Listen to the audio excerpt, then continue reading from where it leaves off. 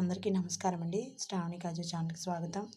ఈరోజు మనం చేపల పులుసు ఎలా తయారు చేయాలో చూద్దామండి. దానికోసం నేను ఇక్కడ 3 ఉల్లిపాయలు, అలాగే ఒక టమాటా, 3 పచ్చిమిరపకాయలు వేసి మిక్సీలో వేసుకుందామండి. ఇప్పుడు ఈ పేస్ట్ని ఆయిల్లో వేసుకుందామండి. కడాయి పెట్టుకుని ఆయిల్ వేసుకోవాలి. ఇప్పుడు ఆ పేస్ట్ వేసుకుందాం.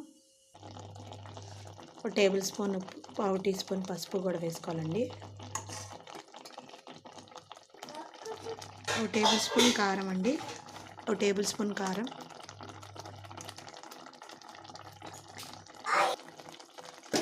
ఇది మిరియాలు, ధనియాలు, జీలకర్ర పొడి అండి. ఇదే బాగా రుచి ఇస్తుంది కూరలో. ఒక టేబుల్ స్పూన్ అల్లం వెల్లుల్లిపాయ పేస్ట్ అండి. అల్లం వెల్లుల్లిపాయ పేస్ట్ అన్నీ పచ్చివాసన పోయేదాకా వేయించుకోవాలి. చేపలకి కడుక్కున్న చేపల్ని పసుపు వేసుకొని చేసుకోవాలండి. పసుపు వేసుకోవాలి. దీంట్లో పసుపు వేసుకుంటే నీసు వాసన రాదు. ఉప్పు పసుపు వేసి కడుక్కుంటే నీసు వాసన రాదండి. ఇదిగోండి ఆయిల్ పైకి తేలుతుందండి.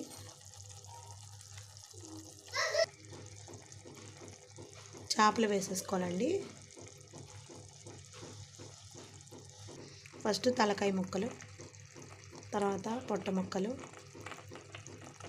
తర్వాత తోక ముక్కలు, తర్వాత ముక్కలు అన్నీ వేసుకోవాలి. నానబెట్టిన చింతపండు పులుసు అండి. నేను నిమ్మకాయ సైజంత చింతపండు తీసుకున్నాను, నానబెట్టుకున్నాను. ముక్కలు మునిగేదాకా వాటర్ పోసుకోవాలండి. ముక్కలు మునిగేదాకా కదపొద్దండి అసలు. 10 నిమిషాలు కదపొద్దు. అలాగే కరివేపాకు వేసుకుందాం. గుప్పెడు కరివేపాకు, మూత పెట్టుకుందాం. ఇలా ఉడికేటప్పుడు గరిటె పెట్టకూడదండి. కడాయితోని ఇలా కుదపాలి. అంతేనండి. కొత్తిమీర వేసి గార్నిష్ చేసుకుందాం.